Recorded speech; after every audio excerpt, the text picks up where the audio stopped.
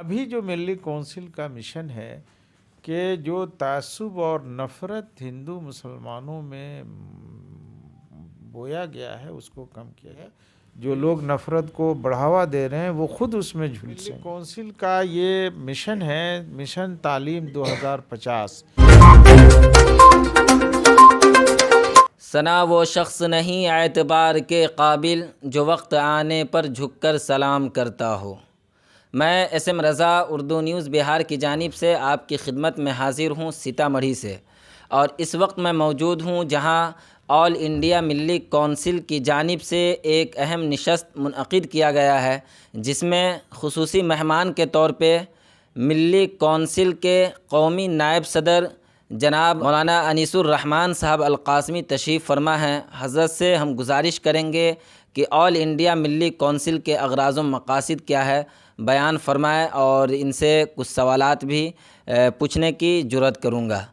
تو اردو نیوز بہار میں حضرت آپ کا استقبال ہے. جی بہت شکریہ.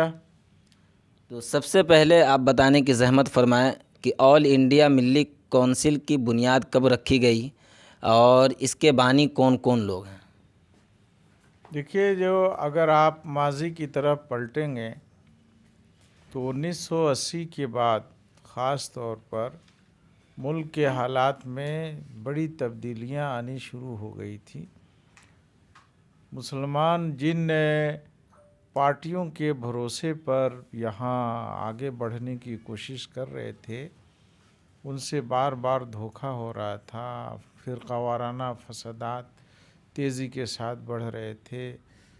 مسلمانوں کو اپنے ادارے قائم کرنے میں عملی دشواریاں حائل تھی. فرقہ وارانہ فسادات کے علاوہ مسلمانوں کی معاشی حالت بہتر بنانے کی طرف جو کوشش ہونی چاہیے تھی سرکار کی نہیں ہو رہی تھی. ان کو مختلف طرح سے الجھایا جا رہا تھا، جس کی وجہ سے یہ محسوس ہو رہا تھا کہ کلمہ واحدہ کی بنیاد پر سارے لوگوں کو جوڑ کر تمام ہی مسائل پر بات کرنے کے لیے الگ سے آل انڈیا سطح پر لوگوں کو جوڑنے کی ضرورت ہے. یہ فکر قاضی مجاہد اسلام صاحب، ڈاکٹر منظور عالم صاحب، حضرت مولانا نظام الدین صاحب، حضرت مولانا ابو الحسن علی ندوی صاحب رحمۃ اللہ علیہ وغیرہ کے سامنے آئی، خاص طور پر 1990 کے بعد. تو 1992 میں، بلکہ اس سے پہلے ایک میٹنگ ہوئی تھی سورج کنڈ میں دہلی کے. اس کے بعد ایک میٹنگ ہوئی بڑی تعمیر ملت کانفرنس کے نام سے وہاں ممبئی میں، اور اس میں طے ہوا کہ ایک تنظیم بنائی جائے اس طرح کی. تو دسمبر 1992 سے پہلے نومبر کے آخری تاریخوں میں آل انڈیا ملی کونسل کی تشکیل ہوئی تھی میسور میں، جس میں یہ اکابر موجود تھے اور دوسرے لوگ بھی تھے، اور اس میں قاضی مجاہد اسلام صاحب رحمۃ اللہ علیہ بہت ہی سر فہرست تھے. ابھی اس وقت جو ہے ملی کونسل کے پلیٹ فارم سے کن کن کاموں کو انجام دیا جا رہا ہے؟ تو دیکھیے، ہم لوگوں نے جو کوششیں کی، میں بتاؤں کہ یہ موب لنچنگ کا جب ریلا شروع ہوا تھا تو اس وقت ملی کونسل نے ہندو، مسلمان، سکھ، عیسائی اور تمام جماعتوں کو اکٹھا کیا دلی میں، وہاں آڈیٹوریم میں بڑے، اور وہاں اس کے خلاف وہ کی، جس کے بعد لوگوں کی نگاہ ہوئی سرکار کی بھی اور کی بھی کہ نہیں یہ غلط ہو رہا ہے. پھر سپریم کورٹ کے طرف سے بھی آدیش آیا تو اس میں کچھ کمی آئی.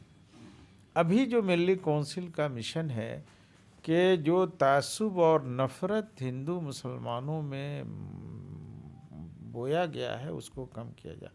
ملی کونسل نے سکھوں کو اپنی میٹنگوں میں بلایا، وہ لوگ آئے تو آپ دیکھ رہے ہیں کہ دیگر وجوہات بھی ہیں، لیکن اس میں ملی کونسل کی کوشش بھی ہے کہ سکھوں سے جو دوریاں تھیں ان دوریوں میں کمی آئی. ورنہ 1947 کے بعد سے یہ دوری سکھوں اور مسلمانوں میں بہت بڑھ گئی تھی۔ اسی طرح کی دوری جو موجودہ سرکار کے حمایت سے ہندوؤں اور مسلمانوں میں پیدا کی گئی ہے، اس دوری کو ان تمام طبقات کو لے کر، جس میں ہم لوگوں کا مشن ہے کہ تمام دھارمک لوگوں کو، مذہبی لوگوں کو اکٹھا کیا جائے، یہاں تک کہ جو ہندو مذہب کے جو شنکر آچاریہ ہیں ان سے ملاقات کرنے کی بات ہو رہی ہے کہ سب لوگ مل کر بات کریں کہ یہ نفرت جب بڑھے گی تو نفرت کسی ایک قوم کو نقصان نہیں پہنچاتی ہے، نفرت تو اپنے آپ کو آگ میں جلاتی ہے۔ جو لوگ نفرت کو بڑھاوا دے رہے ہیں وہ خود اس میں معاشرتی بگاڑ کی اصلاح کے لیے آل انڈیا ملی کونسل کے پلیٹ فارم سے کوئی لائحہ عمل تیار کیا گیا؟ دیکھیے، ہم لوگوں کا جو دو چیزیں، ایک تو آل انڈیا ملی کونسل نے جو اپنے 12 شعبے جات بنائے ہیں ان میں ایک اصلاح معاشرہ کا شعبہ بھی ہے کہ ہم چاہتے ہیں کہ مساجد کے ائمہ کے ذریعے ان برائیوں کی تشخیص ہو اور ان پر بار بار بات کی جائے تاکہ عوام کے اندر یہ بیداری پیدا ہو کہ یہ برائی ہے اور اس کے نقصانات کتنے زیادہ ہیں۔ دوسری کوشش ہے کہ سرکاروں کے ذریعے اور یہاں کے غیر مسلم طبقات کو ساتھ لے کر سماجی برائیوں کو دور کیا جائے، اس پر بھی ہم لوگ کام کرتے ہیں اور کرنے جا رہے ہیں مزید۔ عورتوں کے تعلیمی بیداری اور دینی بیداری کے متعلق کیا میسج دینا چاہیں گے، کیا کہنا؟ ہم لوگوں کا ملی کونسل کا یہ مشن ہے، مشن تعلیم 2050۔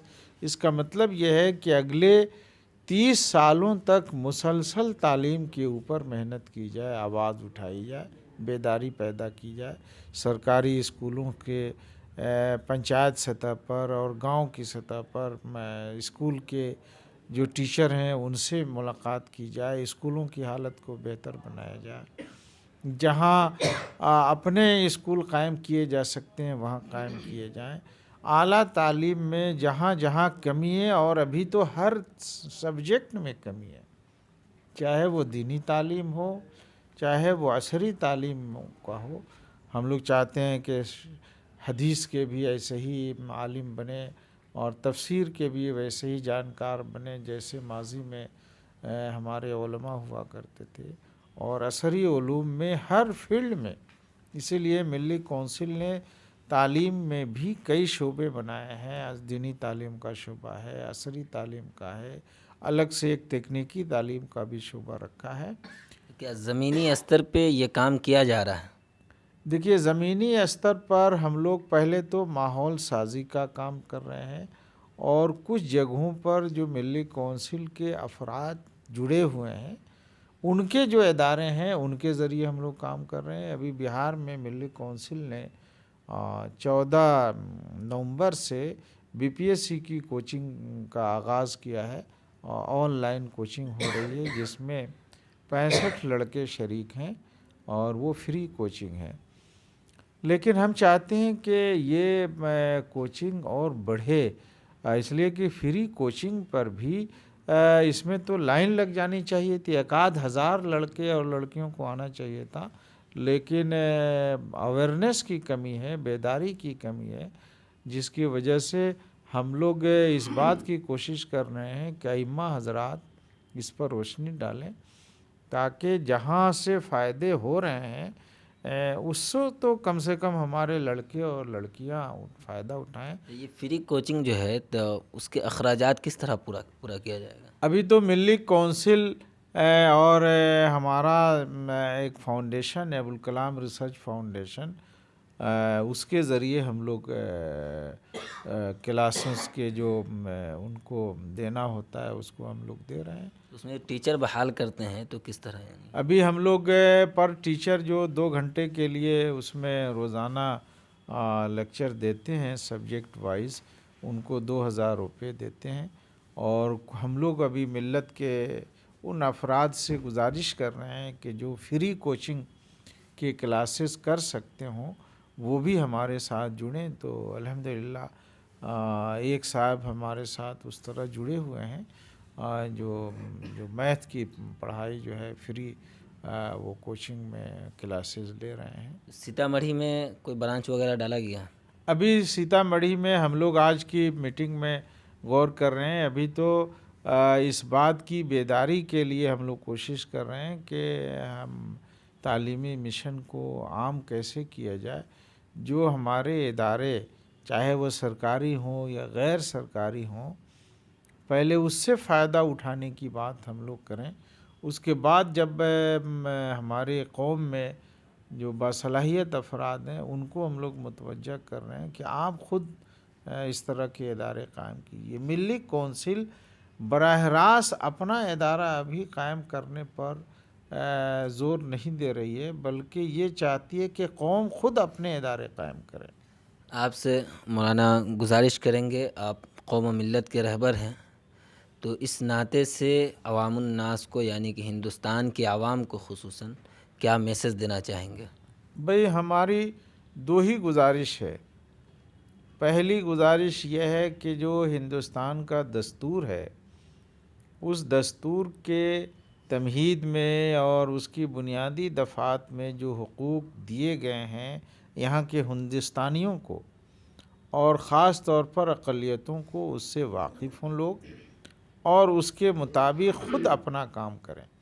80% مسائل اقلیتوں کے خود ان کے ذریعے دور ہو سکتے ہیں اور 20% جو مسائل ہیں جن میں تنظیموں کی ضرورت پڑے گی اور سرکاروں کی زیادہ ضرورت پڑے گی اس کے لیے کوشش کی جائے گی. یہ آپ ہیں حضرت مولانا انیس الرحمن صاحب القاسمی، قومی نائب صدر آل انڈیا ملی کونسل و چیئرمین ابوالکلام ریسرچ فاؤنڈیشن. حضرت کا ہم بہت بہت شکریہ ادا کرتے ہیں. آپ دیکھتے رہیے اردو نیوز بہار. میں SM رضا، اردو نیوز بہار ہر وقت آپ کی خدمت میں حاضر ہوں.